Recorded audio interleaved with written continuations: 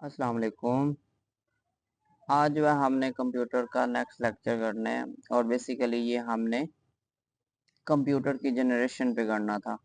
ये लेक्चर जो है ना हमें चाहिए था कि बहुत ही पहले कर लेते, खैर देर आए दुरुस्त आए। तो ये बेसिकली हमारा जो है ना लेक्चर, इससे पहले हमने शॉर्टकट की का लेक्चर किया है, तो आज जो है ना बेसिकली हम जनरेशन ऑफ कंप्यूटर का लेक्चर करेंगे।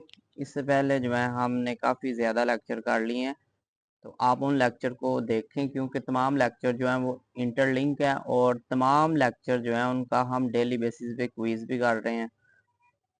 तो जनरेशन ऑफ कंप्यूटर जो है ना बेसिकली इसमें आपको पता है अभी तो जो है टोटल फिफ्थ जनरेशन जो है ना, फिफ्थ जनरेशन से भी अभी सिक्स जनरेशन कंप्यूटर की चल रही है। अब कंप्यूटर की जनरेशन से क्या मुराद है, तो ये सारी चीज़ें जो है ना आज हमने बेसिकली पढ़ने हैं। जनरेशन कह सकते हैं कि आप एवोल्यूशन जिस तरह हम पढ़ते हैं ना, चार्ल्स डार्विन की हमने थ्योरी पढ़ी थी कि किस तरह इंसानों का एवोल्यूशन हुआ है, तो इसी तरह जो कंप्यूटर है ग्रेजुअली इनमें कौन कौन सी न्यू टेक्नोलॉजी आती रही है, तो ये सारी चीज़ें जो है ना हमने देखनी है। मिसाल के तौर पर ये देखें, हमारे पास फर्स्ट जनरेशन के कंप्यूटर हैं, कितने बड़े ये कंप्यूटर होते थे, रूम स्केल से भी बड़े। फिर जब सेकंड जनरेशन के कंप्यूटर आते हैं तो इनमें ये थोड़ी सी कह लें जी मजीद डेवलपमेंट आई है, तो ये इनका साइज भी कम हो गया और मजीद इनमें डेवलपमेंट भी हुई है। ये सारी डेवलपमेंट हमने देखनी है। ये देखिए मजीद डेवलपमेंट हुई है तो ये साइज भी डिक्रीज हो गया, इसके अलावा ये मजीद कम हो जाएगा कास्ट में भी। और ये देखिए फोर्थ जनरेशन के कंप्यूटर हैं और आजकल हमारे पास ये देखें जी फिफ्थ जनरेशन, ये मजीद कम होता होता साइज भी इनका कम हो रहा है और परफॉर्मेंस भी इनकी बढ़ती जा रही है। तो ये सारी जो है ना जनरेशन है कंप्यूटर की जिनको हमने आज स्टडी करना है। तो generation of computer, first generation जो है ना, ये बेसिकली जो कमीशन है ना हमसे फर्स्ट जनरेशन जरूर पूछ सकता है, लेकिन जो आगे हमने फिफ्थ जनरेशन तक पढ़ना है ना, सिक्स जनरेशन भी हम थोड़ी सी स्टडी करेंगे। तो फिर फर्स्ट जो जनरेशन है ना, इसका सिर्फ आपने ये पीरियड जरूर याद रखना, 1940 से लेकर 1956। इससे ऑनवर्ड जो लास्ट जनरेशन हम जाके पढ़ेंगे ना, सिर्फ उसका पीरियड आपने याद रखना। बाकी जो सेकंड थर्ड है या फोर्थ जनरेशन है उनका पीरियड याद रखने की जरूरत नहीं है, क्योंकि कमीशन हमसे ये क्वेश्चन नहीं करता, तो हम मजीद खुद पे बर्डन नहीं डालेंगे। First generation computer vacuum tube. अब ये जो फर्स्ट जनरेशन कंप्यूटर है इसमें क्या होता है, इसमें ना बेसिकली वैक्यूम ट्यूब का कॉन्सेप्ट है। वो कॉन्सेप्ट क्या, वो भी हम देख लेते हैं। पहले तो हम देखते हैं जी ये जनरेशन से क्या मुराद है। Generation of computer refer to the specific improvement in computer technology with time. तो by passage of time computer की टेक्नोलॉजी में जैसे जैसे एवोल्यूशन आएगा तो कंप्यूटर की जनरेशन जो है वो मजीद जो है आगे आएंगी। In each new generation the circuit became smaller and more advance than previous one. तो मेन आप जो कह लें जी हर जनरेशन में जो चीज कॉमन आपको मिलेगी ना, वो आपको मिलेगी सर्किट।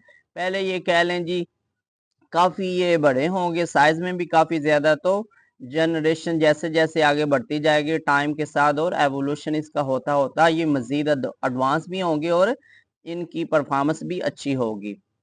तो इन ईच, तो ये ना आपने ये चीज याद रखनी है कि हर जनरेशन में जो कॉमन चीज है वो है बेसिकली सर्किट हमारे पास। In each new generation the circuit became smaller and more advance than previous one. इसमें मोर स्पीड भी आ जाएगी, इसके अलावा मेमोरी और पावर वगैरह सारा कुछ। असल में यहाँ पे आप एक मेन कॉन्सेप्ट समझ लेना तो आपका सारा कह लें कॉन्सेप्ट क्लियर हो जाएगा कि बेसिक चीज़ अगर हम देखें ना, तो हमारा जो कंप्यूटर है उसमें बेसिक चीज़ होती है सीपीयू, सेंट्रल प्रोसेसिंग यूनिट, और मेमोरी होती है। तो सीपीयू जो हमारे कंप्यूटर का बेसिक कंपोनेंट है, ये किस तरह फॉर्म होता है, किस तरह इसकी फॉर्मेशन है, इसके मेन कंपोनेंट क्या है, तो ये ही चीज जो है ना असल में इसमें बेसिकली ये आपको ना सर्किट नजर आ रहे हैं। ये हमारा जो सीपीयू है ना, इसमें बेसिकली जो है ना सर्किट होते हैं, ये आपको ये सारे सर्किट नजर आ रहे हैं। तो ये जो सर्किट है इन ये किस तरह बनते हैं, तो इन सर्किट को बनाने के लिए ना बेसिकली वैक्यूम ट्यूब जो कि हमारी फर्स्ट जनरेशन का मेन फीचर है, तो हमारी फर्स्ट जनरेशन में ना वैक्यूम ट्यूब का इस्तेमाल किया गया था इन सर्किट को बनाने के लिए। अब इनमें मसला क्या होता है? मसला ये होता है कि ये जो है ना काफी हीट प्रोड्यूस करते हैं। इसके अलावा मोस्टली ऐसे होता है कि जब इनको इंस्टॉल किया जाता है ना, ये ब्रेक भी हो जाते हैं। इसी तरह ये कह लें जी है भी काफी फिर कॉस्टली है और हर बंदा जो है ना इसको अफोर्ड भी नहीं कर सकता। तो इस तरह की ना काफी मजीद इसमें चीजें हैं, कह लें कि ये जो फर्स्ट जनरेशन के जो फिर कंप्यूटर हैं ये रिलायबल भी नहीं होंगे, काफी कॉस्टली भी होंगे।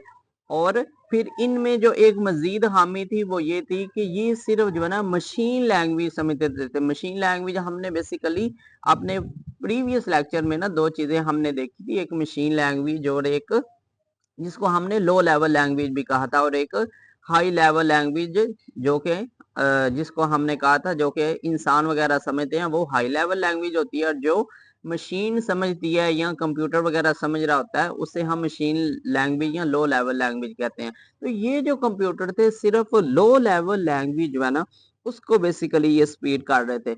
अब जब कह लें जी ये काफी फिर हीट प्रोड्यूस करते थे और इलेक्ट्रिसिटी भी काफी ज्यादा ये यूज करते थे, तो इस वजह से ना हर बंदा इनको अफोर्ड नहीं कर सकता। फिर एक और मजीद इनमें खामी ये थी कि ये पोर्टेबल भी नहीं थे, मतलब ये है इतने लार्ज स्केल में थे कि इजीली जो है ना बंदा कहीं पे इनको ट्रांसफर भी नहीं था कर सकता। जिसको काम करना है अगर इतनी दूर है तो वहां जाना पड़ता है। तो काफी ज्यादा जो है ना इसमें कह लें जी जो फर्स्ट जनरेशन के कंप्यूटर आए थे इसमें काफी ज्यादा खामियां आई हैं। तो हम देखेंगे आगे जो जनरेशन है ना उसमें ये सारी खूबियां, ये पहली जो कह लें जी मैंने आपको ड्रॉबैक्स बताया ना, ये नेक्स्ट हमारे पास अपकमिंग जनरेशन में इन्हीं ड्रॉबैक्स पे इन्होंने ओवरकम करना है। तो इन each new generation the circuit became smaller. Circuit ये मैंने आपको दिखा दी है, ये देखिए बेसिकली ये जो है ना सर्किट है, ठीक है। तो in each new generation circuit became smaller and more advanced than previous one, more speed, memory and power. First generation computer were slow, huge, expense, ठीक है जी, काफी बड़े भी हैं, फिर इनकी वर्किंग भी काफी स्लो थी। Vacuum tube were use for circuit, ठीक है जी। तो सर्किट को किस तरह हमने सर्किट को बनाया, तो वैक्यूम ट्यूब इनके लिए इस्तेमाल की गई है, जो कि क्या है, सर्किट जो है बेसिक कंपोनेंट ऑफ कंप्यूटर है। ये भी आप याद रखिएगा, ये अलग से क्वेश्चन सवाल कर रहा होता है कि basic component of CPU, central processing unit, तो वो है हमारे पास सर्किट। सर्किट मिलके ही सीपीयू बनता है, and magnified drum for memory.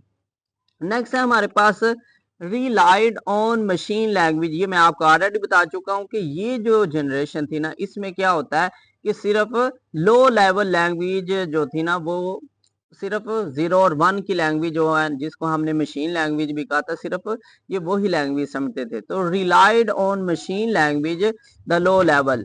इसी तरह प्रोग्रामिंग लैंग्वेज भी कह सकते हैं आप। तो जो इसमें प्रोग्रामिंग लैंग्वेज थी ना वो बेसिकली मशीन लैंग्वेज को इस्तेमाल किया गया था, हाई लेवल लैंग्वेज का इस्तेमाल नहीं था इसमें।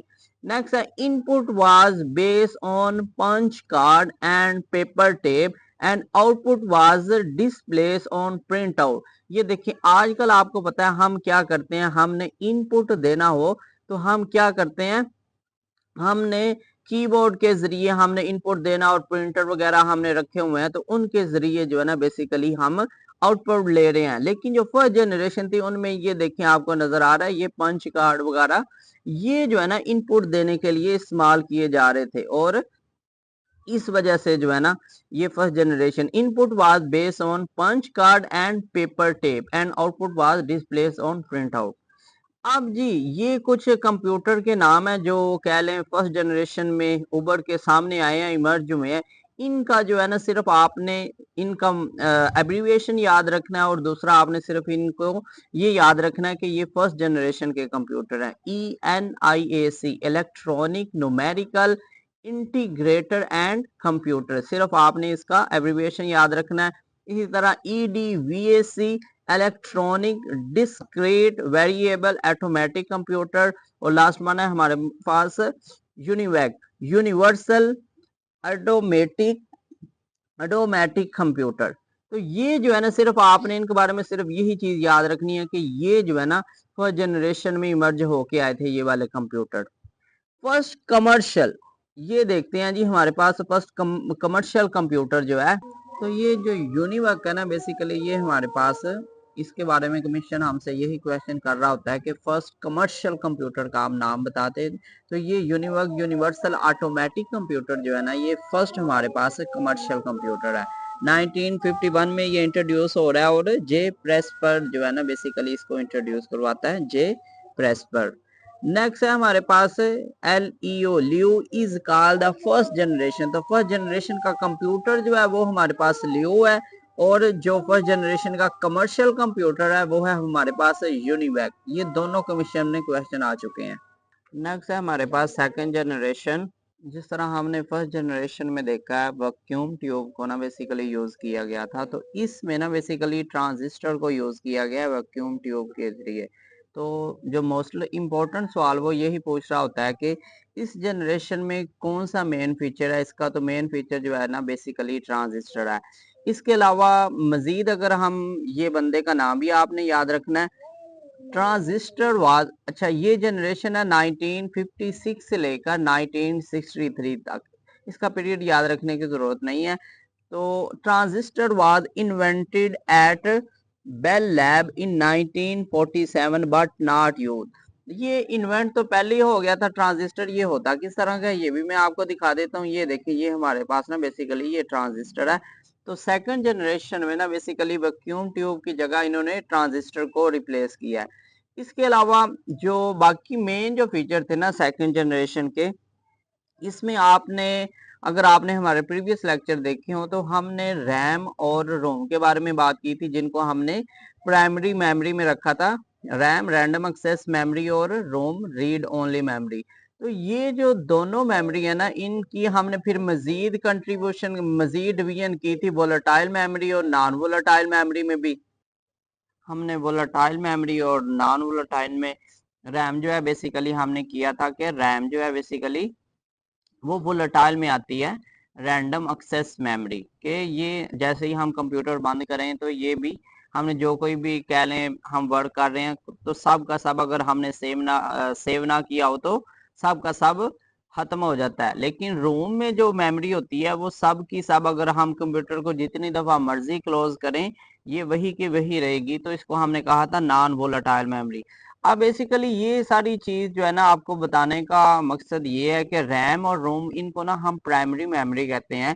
तो सेकंड जो जनरेशन है ना इसका दूसरा मेन फीचर वो ये था कि इसमें मैग्नेटिक कोर्स जो होते हैं ना मैग्नेटिक कोर, इनको एज अ प्राइमरी मेमोरी के तौर पर इस्तेमाल किया गया था सेकंड जनरेशन में। ये भी एक जगह क्वेश्चन हमें मिलता है कि रैम और रोम जो कि प्राइमरी मेमोरी में आते हैं तो इनको मैग्नेटिक कोर जो है ना इनको यूज किया गया था एज अ प्राइमरी मेमोरी। और इसके अलावा हमारे पास मैग्नेटिक टेप्स और मैग्नेटिक डिस्क जो है ना इनको सेकेंडरी मेमोरी के तौर पर सेकंड जनरेशन में इस्तेमाल किया गया था। अब सेकेंडरी मेमोरी का भी कंसेप्ट मैंने आपको बताया हुआ है।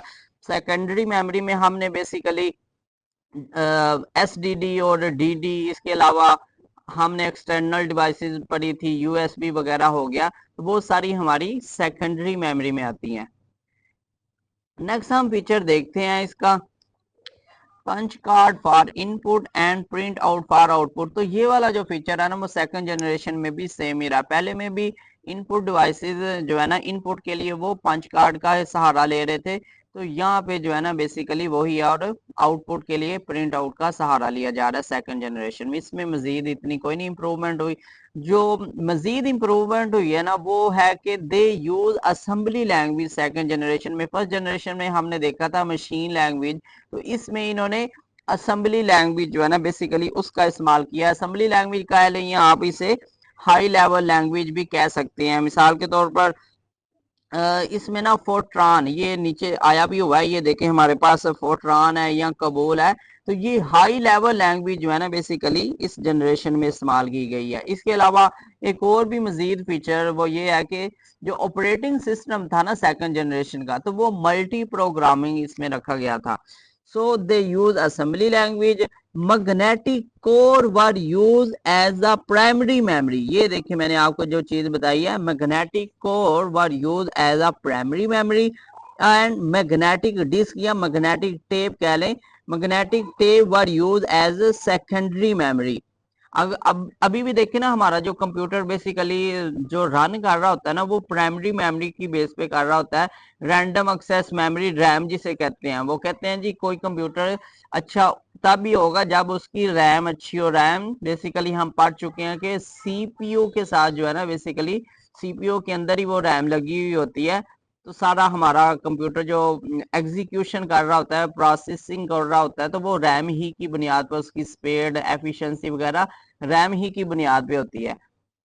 तो magnetic core were use as primary memory and magnetic disk या magnetic tape were use as secondary memory. Next इसका फीचर था assembly language and programming language as COBOL and FORTRAN were use. तो पहली जो जनरेशन थी उसमें सिर्फ हमारे पास मशीन लैंग्वेज थी, तो इसमें मजीद इम्प्रूवमेंट करके इन्होंने हाई लेवल लैंग्वेज को भी इंट्रोड्यूस करवाया, जो कि थी हमारे पास कबूल थी और फोर्ट्रान थी। नेक्स्ट है first of it was developed for atomize energy industry. ठीक है जी।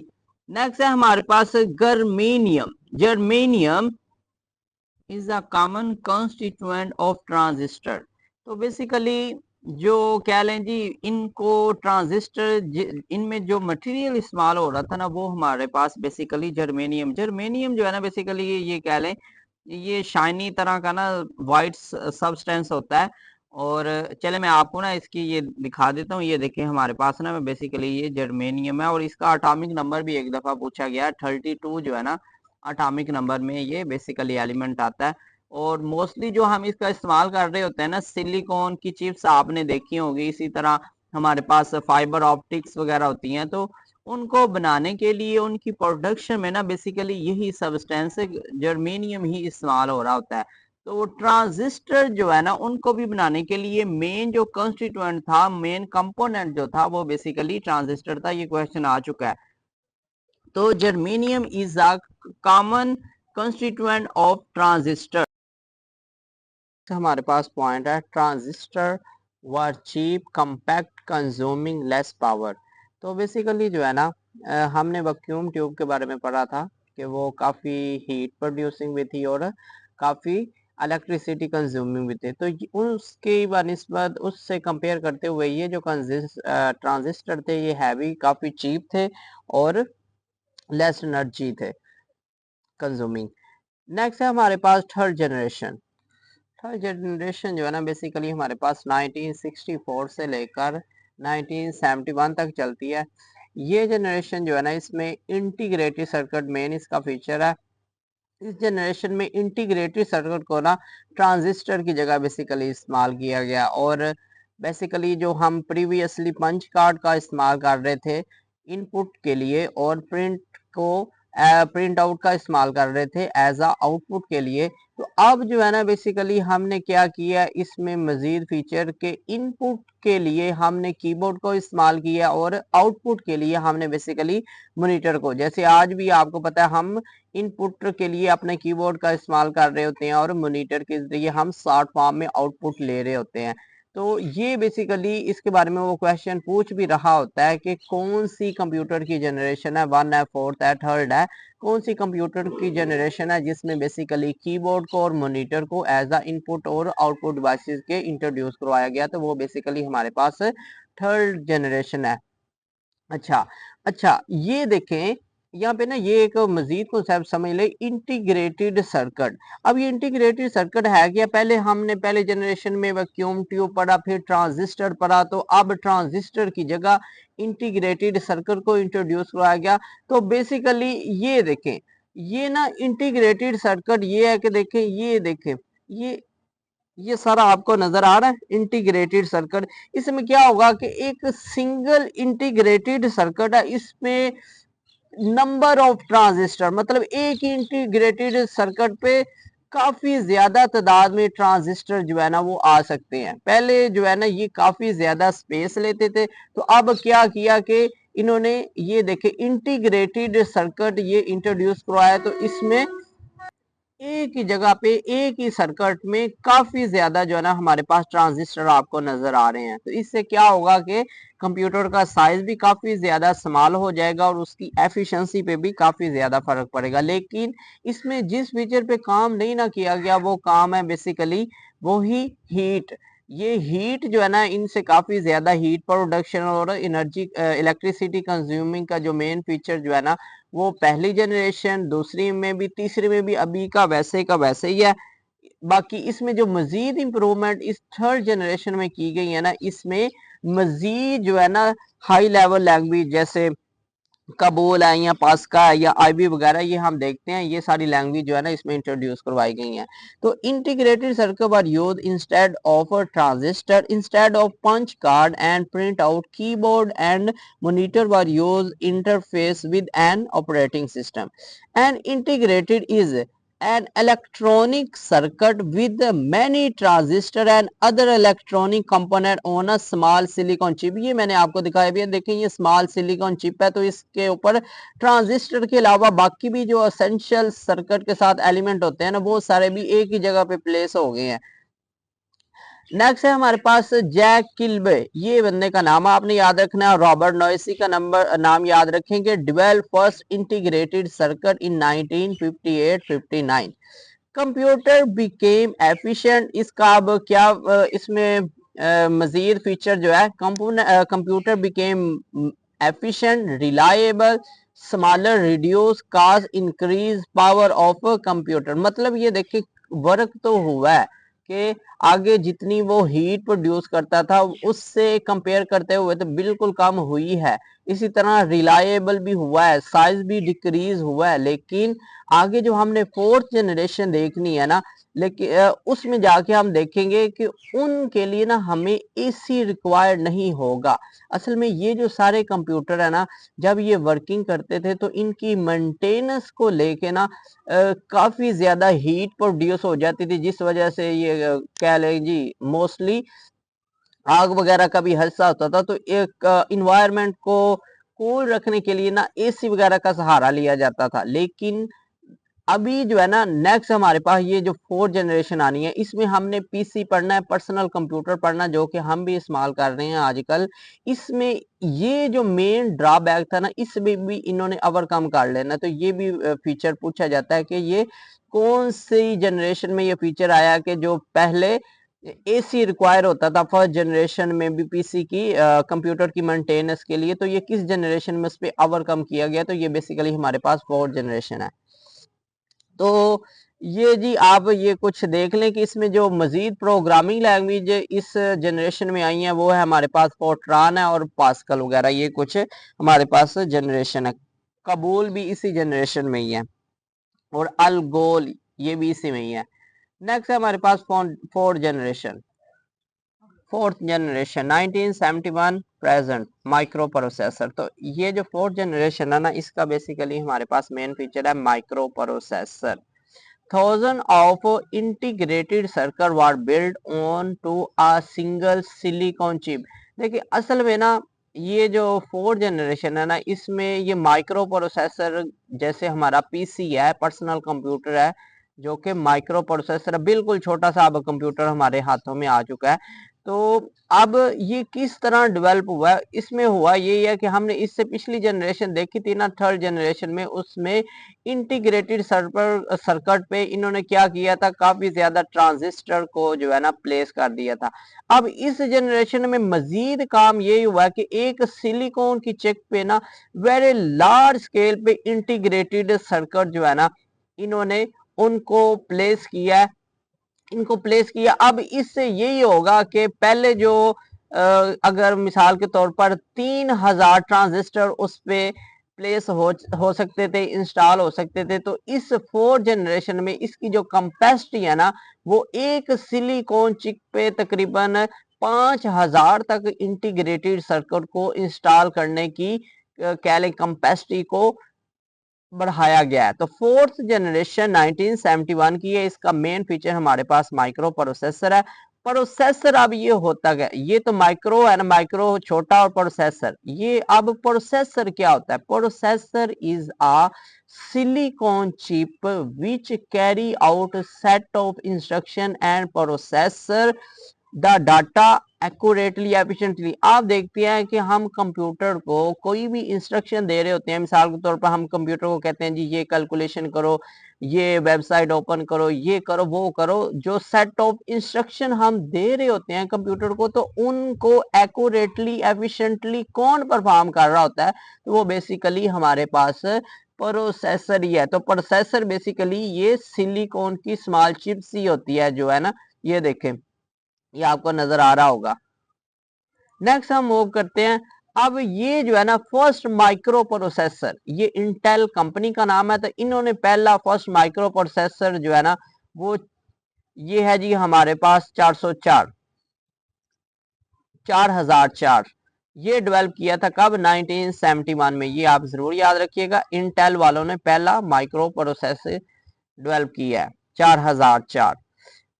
उसके बाद है development of GUI graphical user interface mouse hand held device. अब ये देखें इस 4th जनरेशन में ना इस फीचर पे भी काम किया गया कि पहले मैंने आपको बताया था TUI टेक्स्ट यूजर इंटरफेस और करैक्टर यूजर इंटरफेस, ये हमने प्रीवियस अपने लेक्चर में देखा भी था। मैंने ये कॉन्सेप्ट आपको समझाया था कि हमें कंप्यूटर को कोई कमांड देनी है ना, तो हम क्या करते थे, हम टेक्स्ट वगैरह के जरिए ना कंप्यूटर को कमांड देते थे। और यहाँ हमने करैक्टर यूजर इंटरफेस का भी कॉन्सेप्ट पढ़ा था कि कंप्यूटर को कमांड देने के लिए हम करैक्टर पर क्लिक करते थे तो कंप्यूटर को कमांड दी जा सकती थी। अब ये जो 4th जनरेशन है ना, इसमें मजीद इन्होंने ये डेवलपमेंट लाई है कि ग्राफिकल यूजर इंटरफेस का ना बेसिकली कॉन्सेप्ट इन्होंने इंट्रोड्यूस करवाया कि ये देखें, ये हमारे पास ना कुछ ये आइकन आपको नजर आ रहे हैं, ये ग्राफिकल यूजर इंटरफेस है कि हम किसी भी आइकन पे जाके क्लिक करेंगे,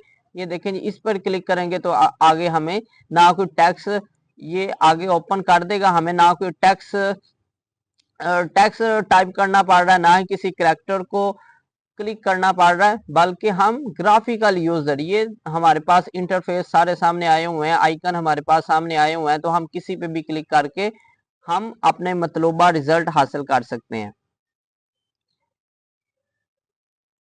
नेक्स्ट है हमारे पास point in 1971 first Apple computer was launch. तो देखें जी, अब माइक्रो प्रोसेसर का जो बिल्कुल छोटा सा कंप्यूटर है ना पहला, तो ये एप्पल ने लॉन्च किया 1971 में, पहला एप्पल का कंप्यूटर आया है। और उसके बाद IBM ने इन 1981 में फर्स्ट कंप्यूटर लॉन्च किया माइक्रो प्रोसेसर का, और इन 1984 में एप्पल इंट्रोड्यूस मैकिन्टोश। असल में ना ये कंप्यूटर देखिए, एप्पल जो कंपनी है ना, आपको पता है एप्पल कंपनी 1976 में फाउंड हुई है, और माइक्रोसॉफ्ट जो है वो 1975 में बेसिकली डेवलप हुई है। तो ये इन्होंने पहला जो अपना कंप्यूटर था ना वो 1976 में ही डेवलप कर लिया था। अब इसमें जो मजीद इम्प्रूवमेंट आ रही है ना, तो ये जो 1984 में जो इन्होंने इसका वर्जन इंट्रोड्यूस करवाया ना माइक्रो प्रोसेसर का, तो उसको कहते हैं मैक कह लें या मैकनतोस कह लें। तो इसमें क्या था कि बेसिकली ये जो अभी मैंने आपको फीचर बताया ना ग्राफिकल यूजर इंटरफेस, तो वो बेसिकली इन्होंने इसी जो 1984 में इन्होंने एप्पल माइक्रो प्रोसेस का वर्जन दिया था ना मैकनतोस का, तो उसमें बेसिकली इन्होंने ग्राफिकल यूजर इंटरफेस का फीचर जो है ना वो बेसिकली इंट्रोड्यूस करवाया हुआ था। ये भी अलग से क्वेश्चन कर रहे होते हैं।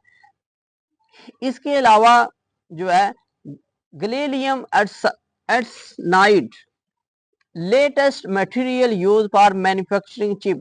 ऊपर हमने देखा था जो हम सिलिकॉन की चिप्स वगैरह डेवलप कर रहे थे ना, तो उसके लिए हमने गर्मीनियम जो है ना बेसिकली मटेरियल इस्तेमाल किया था, जिसका 32 हमने एटॉमिक नंबर भी पढ़ा था। ये वाइटिश सब्सटेंस था बेसिकली हमने। तो अभी जो है ना बेसिकली ये सिलिकॉन की चिप की को बनाने के लिए जो मटेरियल इस्तेमाल हो रहा है तो वो है गैलियम। तो ये आप जरूर याद रखिएगा। Programming language like. मजीद अगर हम इधर लैंग्वेज में देखें तो हमारी फर्स्ट जनरेशन से अभी जो है ना ये मजीद advance C language high language में आती है। इसके अलावा सी प्लस प्लस या जावा वगैरह ये सारी हमारे पास फोर्थ जनरेशन में इंट्रोड्यूस करवाई गई हैं। इसके अलावा एक दो मजीद यहाँ पे चीजें हैं। आपको पता है हम आजकल जो है पीसी इस्तेमाल कर रहे हैं। PC stand for personal computer. तो ये भी पूछ रहा होता है कि ये किस जनरेशन में इंट्रोड्यूस कराया गया, तो ये फोर्थ जनरेशन में है। इसके अलावा आजकल जो हम नेटवर्क इस्तेमाल कर रहे हैं या कंसेप्ट ऑफ इंटरनेट, तो ये भी बेसिकली फोर्थ जनरेशन में ही आएगा।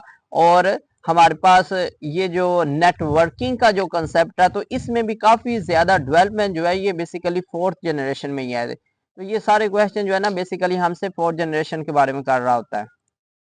नेक्स्ट है हमारे पास फिफ्थ जनरेशन। तो फिफ्थ जनरेशन जो है बेसिकली इसमें बेसिकली हमारे पास आर्टिफिशियल इंटेलिजेंस जो है ना वो आ जाती है। अब आर्टिफिशियल इंटेलिजेंस यही है कि रिबोट्स वगैरह जो है ना या मशीन वगैरह कह लें, इनको इंसानों की तरह सोचने समझने रिएक्ट करने के लिए ना तैयार किया जा रही है। सिंपली आप कह लें कि इंसानों को रिप्लेस करने के लिए ना रोबोट्स को तैयार किया जा रहा है, ताकि जो वर्क इंसान करते हैं वो सारे रोबोट से लिए जाएं। तो ये सारा कुछ जो है ना बेसिकली आर्टिफिशियल इंटेलिजेंस के जरिए है। फिफ्थ जनरेशन के जो कंप्यूटर है ना उनमें ये सारी चीजें आपको नजर आएंगी। इसके अलावा जो फिफ्थ जनरेशन कंप्यूटर है इसमें जो इनका एक और अहम फीचर हो सकता है ना वो यही है कि हमने फोर्थ जनरेशन में देखा था कि इन्होंने वेरी लार्ज स्केल पे इंटीग्रेटेड सर्किट जो है ना वो एक ऐसी चिप इन्होंने डेवलप की थी जिन पे वेरी लार्ज स्केल पे इंटीग्रेटेड सर्किट जो है ना इंस्टॉल किए जा सकते थे। तो अब इसमें मजीद जो है ना इस जनरेशन में उसमें जाके मजीद डेवलपमेंट आ जाएगी। अल्ट्रा लार्ज स्केल इंटीग्रेशन, मतलब उससे भी मजीद कह लें जी ये एक ऐसी इन्होंने एक चिप डेवलप कर दी है जिसपे पहले जो कैपेसिटी थी अगर 5000 की थी तो इसमें तकरीबन 10 मिलियन तक जो है ना इसमें इलेक्ट्रॉनिक कंपोनेंट को इंस्टॉल करने की कैपेसिटी को मजीद बढ़ा दिया गया है फिफ्थ जनरेशन में। और इसके अलावा अगर हम लैंग्वेज की बात कर लें तो वो हमने बेसिक से देखा था कि शुरू में सिर्फ कंप्यूटर की फर्स्ट जनरेशन जो थी वो सिर्फ मशीन लैंग्वेज समझती थी। फिर उसके बाद हम असेंबली में, फिर हायर में, फिर हमने सी जावा और भी काफ़ी हाई लेवल लैंग्वेज हमने देखी है। तो इसमें भी जो है ना मजीद इन्होंने सी और जावा और नेट इस तरह की हायर लैंग्वेज जो है ना वो इंट्रोड्यूस करवाई है फिफ्थ जनरेशन के कंप्यूटर में। और लास्ट जो है इसका जो फिफ्थ जनरेशन का मेन फीचर है वो ये है कि इस जनरेशन में ना बेसिकली ये एक ऐसा एक्सपर्ट सिस्टम इंट्रोड्यूस करवाने की या डेवलप करने की कोशिश कर रहे हैं कि जो कि आपसे कुछ सवाल करेगा और आपको रहनुमाई गाइड करेगा। मिसाल के तौर पर अगर किसी बंदे को कोई मसला हो तो वो डॉक्टर के पास जाता है और डॉक्टर को वो कहता है कि ये मसला, डॉक्टर आपसे सिंपली कुछ क्वेश्चन करेगा और आपको मेडिकेशन जो है ना मेडिसिन आपको वो सजेस्ट कर देगा। तो इसी तरह ये भी ना इस तरह का एक सिस्टम इंट्रोड्यूस करवाने की, एक्सपर्ट सिस्टम इंट्रोड्यूस करने की ये कोशिश कर रहे हैं कि जो आपसे बेसिकली वो सवाल करेगा, आप उसके सवालों के जवाब देंगे तो वो आपको मतलूबा जो इंफॉर्मेशन जो उसमें इनपुट की गई होगी ना वो आपको शो कर देगा। तो ये सारा जो काम है ना बेसिकली फिफ्थ जनरेशन के जो कंप्यूटर है उनमें किया जा रहा है। लास्ट हमारे पास जो है ना सिक्स जनरेशन। तो सिक्स जनरेशन इसमें बेसिकली इख्तलाफ है। कुछ जो है ना वो कहते हैं कि आजकल भी जो हमारे पास जनरेशन चल रही है ना वो बेसिकली फिफ्थ जनरेशन ही है, लेकिन कुछ कहते हैं नहीं जी अभी सिक्स जनरेशन आ गई है। तो सिक्स जनरेशन इसके मेन फीचर जो है वो है हमारे पास वॉइस रिकॉग्निशन। वॉइस रिकॉग्निशन से क्या मुराद है, आपने देखा होगा कि हम गूगल ने बेसिकली ये वॉइस रिकॉग्निशन का फीचर इंट्रोड्यूस करवाया हुआ था। हमने अगर कोई वेबसाइट ओपन करनी हो ना तो हम गूगल पे जाके बेसिकली बोलते हैं तो वो जो कुछ हम बोलेंगे तो जो कुछ हम उसे कहेंगे वो वेबसाइट ओपन कर देता है। इसी तरह इसमें वो मजीद अगर हमने इस वॉइस को टाइप भी करना हो ना वो टाइप भी कर देता है। अगर उसमें कोई कह लें जी कुछ गलती हो गया तो उसको करेक्ट तक कर देता है। तो ये सारे जो फीचर है इन पे जो काम है ना बेसिकली हमारी सिक्स जनरेशन जो है ना इस पे बेसिकली हो रहा है। और इसी तरह कंप्यूटर को कह लें जी, ये कंप्यूटर की जो सलाहियत है ना, उसको भी ये मज़ीद डेवलप करने की कोशिश कर रहे हैं। और नानो टेक्नोलॉजी जो है ना, ये नानो टेक्नोलॉजी बिल्कुल स्मॉल स्केल पे नानो टेक्नोलॉजी जो है वो भी 6th जनरेशन में इस्तेमाल की जा रही है।